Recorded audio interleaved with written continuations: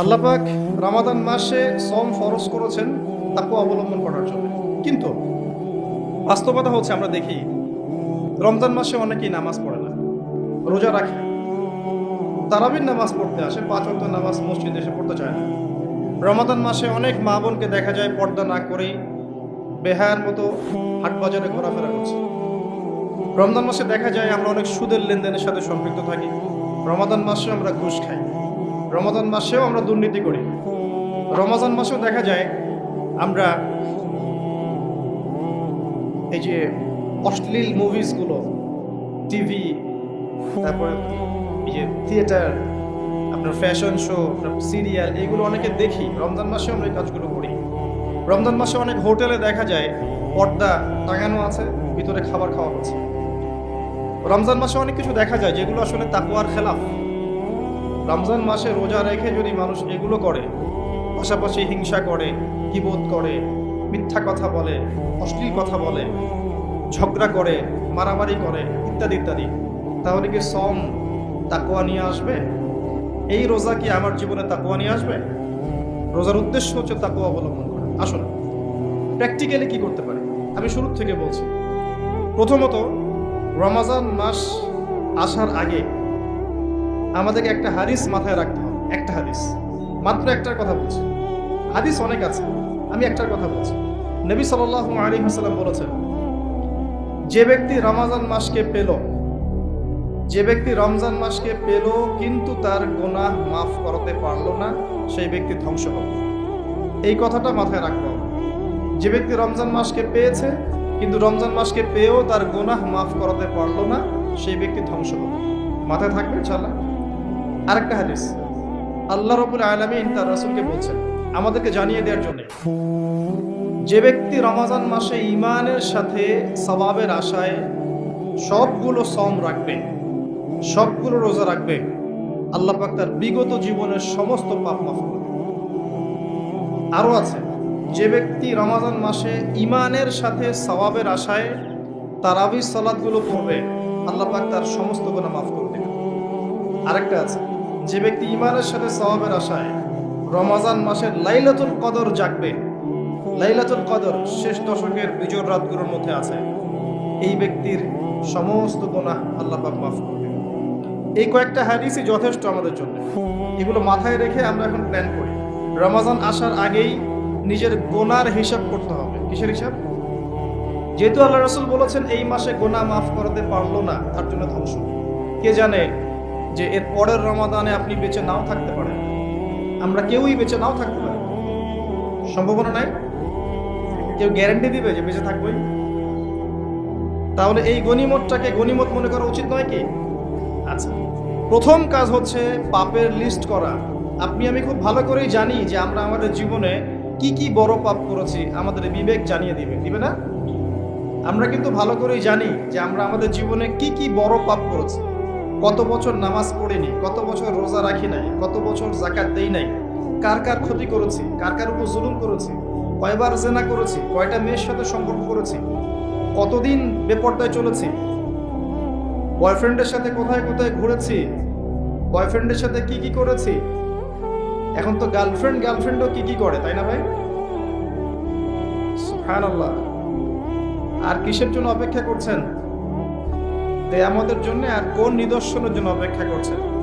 তবে এর পরে একটা সময় আসবে যখন মানুষ ছেলে ছেলে আর মেয়ে মেয়ে বিয়ে করবে। এটা এই ধাপটা পার করে আরেকটা ধাপে যাবে, সেটা হচ্ছে মানুষ জন্তু জানোয়ারের সাথে জেনা করবে। বিশ্বাস করলেন না? অপেক্ষা করতে থাকেন। যখন এটাও দেখবেন তখন আমার কথা মনে করে ভাই কথাটা বলছিল আগে, মানুষ জন্তু জানোয়ারের সাথেও জেনা করবে।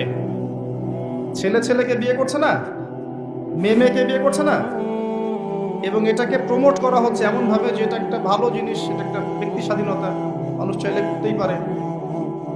কয়েকদিন পরে দেখবেন মানুষ জন্তু জানোয়ারের সাথেও জেনা করবে। বাচ্চাদেরকে মানুষ ধর্ষণ করছে না?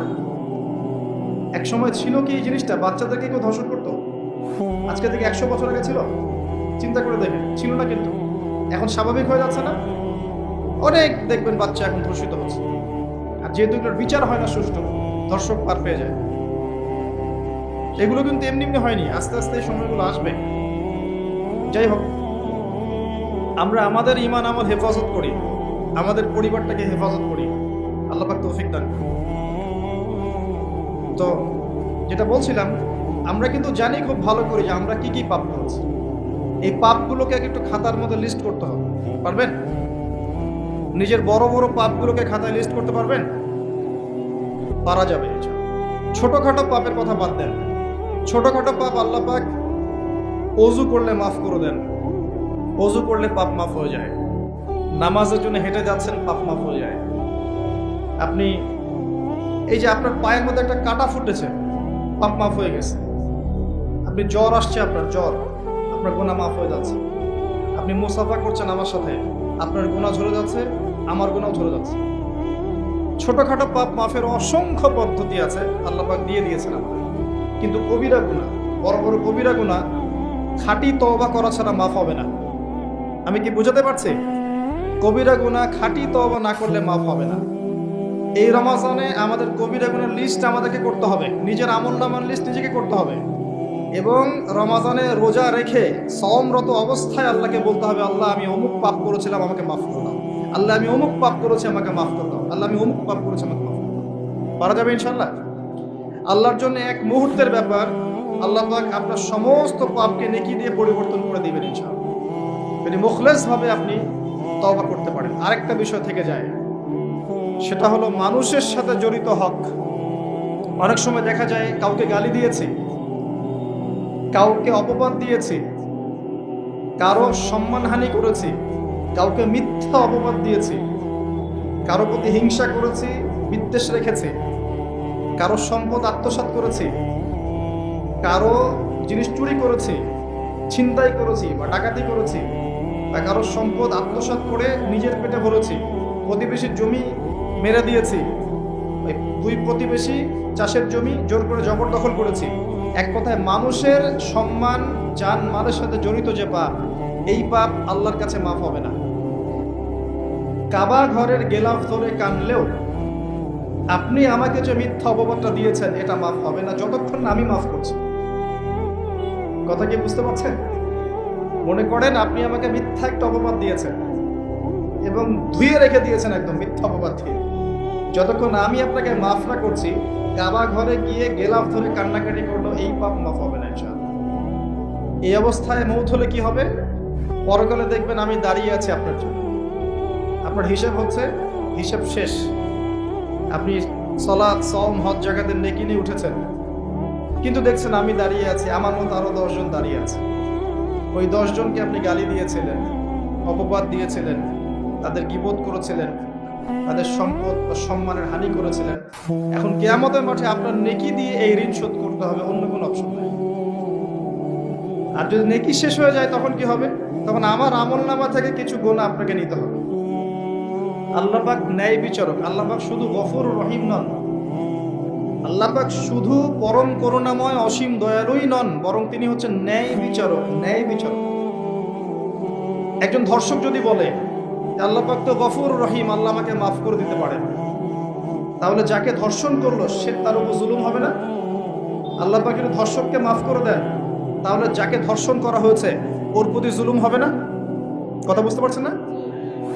মনে করেন আপনি নাউজুবিল্লাহ কারো সম্পদ আত্মসাৎ করেছেন, এখন আল্লাহ যদি আপনাকে মাফ করে দেন, তাহলে এই যে যার সম্পদ আপনি আত্মসাৎ করেছেন এর উপরে জুলুম করা হচ্ছে না? আল্লাহ পাক কি জুলুম করবেন? এক জাররা পরিমাণ করবেন। কিয়ামতের মাঠে নেকি দিয়ে তার এই ঋণ শোধ করতে হবে, অথবা তার গুনাহ আপনার কাঁধে নিয়ে জাহান্নামের পথে যেতেও হতে পারে। আল্লাহ পাক হেফাজত করুন। এই জন্য সবসময় সতর্ক থাকবেন, আপনার যারা যেন মানুষের হক নষ্ট না হয়। মানুষ আপনাকে গালি দেখ, থাপ্পড় মারুক, জমি আত্মসাৎ করে ফেলুক, হক নষ্ট করুক, কি করে করুক, আপনি তারটা করতে চান না। যারা করছে আপনি লাভবান। আপনি কেমন করে লাভবান? আপনি অসংখ্য নেকি পাচ্ছেন, আপনি জানছেনও না। যেই আপনার বিরুদ্ধে, মনে করেন আপনি নিষ্পাপ, আপনি মাজলুম, আপনি কোনো অন্যায় করেন নাই, আপনার বিরুদ্ধে জুলুম করা হচ্ছে, অপবাদ দেওয়া হচ্ছে, আপনাকে আন্ডারএস্টিমেট করা হচ্ছে, ইত্যাদি ইত্যাদি, আপনি বসে বসে নেকি পাচ্ছেন, বসে বসে নেকি পাচ্ছেন। এবং পরকালে কিয়ামতের মাঠে উঠে দেখবেন অসংখ্য নেকি অটোমেটিক আপনার আমলনামায় চলে আসবে। তখন তারা আফসোস করবে, দুনিয়াতে এই কাজগুলো না করে ভালো কিছু করলে ভালো হতো। যাই হোক, মানুষের সাথে জড়িত পাপ আল্লাহর কাছে মাফ হবে না। এই কারণে এই রমজান মাসে ওই লিস্টের মধ্যে থাকবে আমি কার কার ক্ষতি করেছি, থাকবেই। কিন্তু যতটুকু মনে পড়ে লিখে ফেলবেন। সুযোগ থাকলে সেটা ফেরত দিয়ে দিবেন। যদি সুযোগ না থাকে ক্ষমা চেয়ে নেবেন। যদি সেই সুযোগও না থাকে তার পরিবারের কাছে ক্ষমা চেয়ে নেবেন। যদি সেই সুযোগও না থাকে তার পক্ষ থেকে সদকা করে দিয়ে পারা যাবে ইনশাআল্লাহ। সেই সুযোগও নাই, তাহলে হাতটা তুলে তার জন্য দোয়া করবেন, আল্লাহ আমি আমার অমুক ভাইকে মিথ্যা অপবাদ দিয়েছিলাম, আল্লাহ তুমি তাকে মাফ করো। আশা করা যায় আপনার গুনাহ আল্লাহ মাফ করে দিবেন ইনশাআল্লাহ। আসুন, রমজানের প্রথম কাজ এইটা, গুনার লিস্ট করা। একটু ধৈর্য ধরে বসেন। আমি অনেক ক্লান্ত, অনেক লম্বা সফর করে আসছি, এই জন্য আস্তে আস্তে কথা বলছি আর কি। তবে ইনশাআল্লাহ আজকে আমরা রমজানটাকে কিভাবে কাটাবো এবং কোরআনময় করে কিভাবে কাটাবো, কিছু উপকারী কথা আপনাকে বলবো ইনশাআল্লাহ। আল্লাহ পাক আমাদেরকে আমল করার তৌফিক দান করুন। প্রথম কাজ পাপের লিস্ট করা। তারপরের কাজ হচ্ছে তওবা করা। রমজানে আমরা তওবা করব যে আল্লাহ পাক আমি দুনিয়াতে যত পাপ করেছি, জানা অজানা, ছোট বড়, প্রকাশ্য গোপন, যত পাপ করেছি, যা আমি জানি যা আমি জানি না, যা তুমি আমার চেয়ে ভালো জানো, আল্লাহ মাফ করো। পারা যাবে ইনশাআল্লাহ। খালি বলতে হবে আস্তাগফিরুল্লাহাল্লাযী লা ইলাহা ইল্লা হুয়াল হাইয়ুল কাইয়্যুম ওয়া আতুবু ইলাইহি। এটা পড়বেন। অথবা আল্লাহুম্মা আনতা রাব্বী লা ইলাহা ইল্লা আনতা খালাকতানি আনা আবদুক ওয়া আনা আলা আহদিক ওয়া ওয়া'দিকা মাস্তাতা'ত আউযু বিকা মিন শাররি মা সানা'ত আবুউ লাক বিনি'মাতিকা আলাইয়া ওয়া আবুউ বিযানবি ফাগফিরলি ফাইন্নাহু লা ইয়াগফিরু যুনুবা ইল্লা আনতা। পারা যাবে ইনশাআল্লাহ। হিসনুল মুসলিম, গুগল প্লে স্টোরে যান, একটা অ্যাপস আছে হিসনুল মুসলিম, একটা বই আছে, এটা কিনেন। সমস্ত দোয়া এখানে দেয়া আছে, দেখবেন আর পড়বেন, পকেটের মধ্যে রাখবেন, দেখবেন, পড়বেন। পড়া যাবে ইনশাআল্লাহ। ইনশাআল্লাহ। এরপরে তওবার পরে কি? তওবার পরে রমজান মাসের বাজার আগে করব। এখন শাবান মাস চলছে, হাতে যতটুকু টাকা পয়সা আছে বা জমানো কিছু টাকা তো আছে, এখান থেকে আপনি রমজান মাসের বাজার করবেন। রমজান মাসে আপনি বেশি বেশি বাজারে যাবেন না। ওই মাসে যেটা আর্ন করবেন সেটা জমিয়ে রাখবেন, সমস্যা নাই। সম্ভব হলে ঈদের যে কাপড় চোপড় লাগে, আপনার স্ত্রীর জন্য এক সেট, আপনার বাচ্চার জন্য এক সেট, আপনার এক সেট, নতুন কাপড় পরা সুন্নাত, এবং আমরা সবাই নতুন কাপড় পরার চেষ্টা করবো ইনশাআল্লাহ। যাদের নতুন কাপড় নাই তাদেরকে কাপড় দেওয়ার চেষ্টা করবেন ইনশাআল্লাহ। এটাও কিনে রাখতে পারেন আগে ভাগেই। রমজান মাসে আপনি বাজারে সময় দিবেন না, দুনিয়ার কাজে বেশি ব্যস্ত হবেন, এটা একটা টার্গেট। এরপর আপনি রমজান মাসে একটা প্রজেক্ট হাতে নেবেন যে আমার মতো বহু মুসলিম সমাজে আছে যাদের পুরো মাস চলার মতো টাকা পয়সা নাই, আছে না? সামাজিকভাবে হোক, মাদ্রাসার উদ্যোগে হোক, বা রাষ্ট্রীয়ভাবে হোক, যেভাবে হোক, এই গরিব মানুষদের লিস্ট করে বাসায় বাসায় অন্তত এক মাসের বাজার খরচ পৌঁছে দেওয়ার চেষ্টা করতে হবে। পারবেন? পারবেন না? এক মাসের বাজার কত টাকা লাগে? 2000, 3000। নিত্য প্রয়োজনীয় কথা বলছি, সব তো দিতে পারবেন না। 2-3 হাজার, 4000, এর মধ্যে সে চাল পাবে, ডাল পাবে, ছোলা বুট পাবে, তেল পাবে। পাই দেবে তেলের দাম যে এখন কত আমি তো জানি না, আমি অবশ্য বাজারে যাই না, আমি জানি না দাম কত। তবে একটা ফেসবুক স্ক্রল করতে গিয়ে একটা ভিডিও আসলো, দেখলাম যে দেখে খুব হাসি বের হলো আর কি, যে বাড়ির গিন্নি সে কড়াই ধরে আছে, আর বাড়ির কর্তা ওই তেলের বোতলটাকে তালা দিয়ে লক করে রেখেছে আর কি। তো গিন্নি এসে বলছে আজকে রান্না করবো, তেল দাও। সে উঠলো, উঠে লক খুললো, লক খুলে যে কৌটাটা আছে, এই যে কৌটার মুখটাতে এক কর্ক তেল ঢেলে এই আপনার কড়াইতে দিল, যে এটা দিয়ে আজকে চালাও। তো আল্লাহ পাক আমাদের এক শ্রেণীর অসৎ ব্যবসায়ীদেরকে হেদায়েত করুক, যারা কৃত্রিম সংকট তৈরি করে জিনিসপত্রের দাম বাড়ায়। আল্লাহ পাক এদেরকে হেদায়েত করুক। কঠিন শাস্তির আওতায় আনা উচিত। যদি এটা ওমর রাদিয়াল্লাহু আনহুর শাসন হতো, দেখতেন শাস্তি কাকে বলে, প্রকাশ্যে শাস্তি দিত তারা। যদি এটা ওমর রাদিয়াল্লাহু আনহুর যুগ হতো, তাহলে দেখতেন শাস্তি কাকে বলে। ওমর ইবনে খাত্তাব রাদিয়াল্লাহু আনহুর একজন ছেলে একটা অন্যায় করেছিল, সম্ভবত তিনি মদ পান করেছিলেন, সম্ভবত। কাজী দোররা দিচ্ছে 80 বেত্রাঘাত, দোররা আস্তে আস্তে দিয়েছে, আমিরুল মুমিনের ছেলে জোরে মারা যাবে না। ওমর রাদিয়াল্লাহু আনহু নিজে উঠে গিয়ে সেই দোররা হাতে নিয়ে নিজে পিটানো শুরু করলেন। দোররা মারা